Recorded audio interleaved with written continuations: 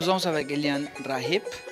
Eliane, ahlan wa sahlan في Montréal. أهلا فيك. On va parler de ton film Nuit sans sommeil. C'est un film que nous avons vu hier.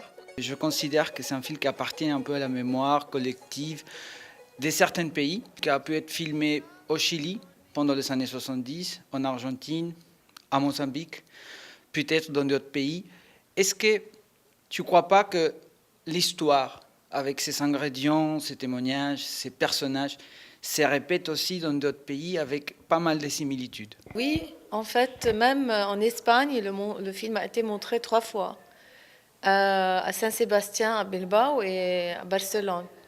Et il a suscité beaucoup de débats sur la dictature et les disparus. Parce que jusqu'à maintenant, apparemment, il n'y a personne qui a vraiment fait le travail que Asad, dans mon film, fait.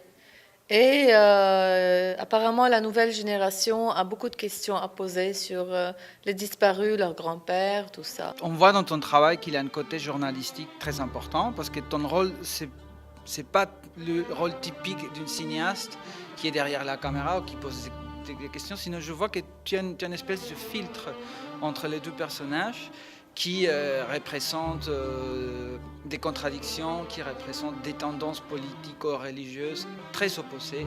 Je suis devenue, comme vous dites, un intermédiaire entre beaucoup de personnes qui ne veulent pas se rencontrer dans ce pays.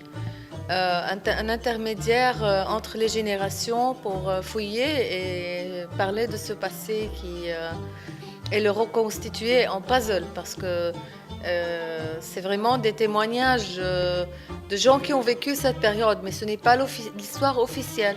L'histoire officielle, il faut la chercher chez plusieurs personnes.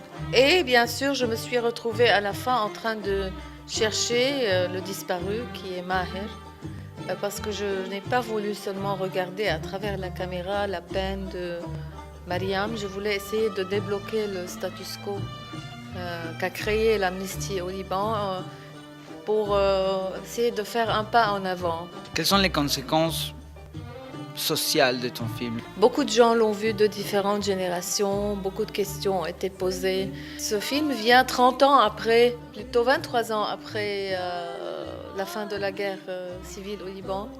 Donc il aurait dû être fait, je crois, 20 ans auparavant.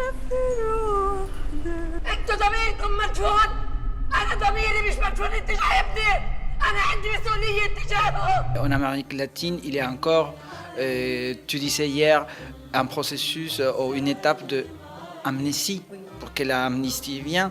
Et je pense que ton film montre comment la politique est un art de manipulation. Et je vois que c'est très clair dans ton film qu'il y a encore des choses à régler dans ton pays. Tu viens d'une génération qui a hérité un peu cette souffrance. Oui, en fait, dans le sens où moi, je n'ai pas quitté le Liban. Nous sommes restés là-bas et on a vécu toute la guerre. Donc, j'ai vécu un point de vue de cette guerre et j'ai vu la peine et la destruction que ça a causé sur mon environnement. En faisant ce film, je suis allée chercher aussi des autres points de vue qui étaient en conflit dans ce pays l'un avec l'autre pour éclairer un peu, et ça m'a donné encore plus de questions. C'était Eliane qui nous a montré son film Nuit sans sommeil. شكرا أوي أوي أوي أوي. منين بتعرف عربي انت؟ شوية شوية. أنا شاركت بالحرب الأهلية. بالحرب عملت كل شيء ممكن الواحد يعمله.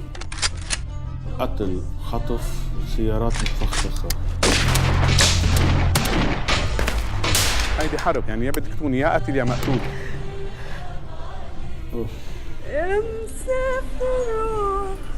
انتوا ضميركم مدفون، انا ضميري مش مدفون، انت جايبني، انا عندي مسؤولية تجاههم.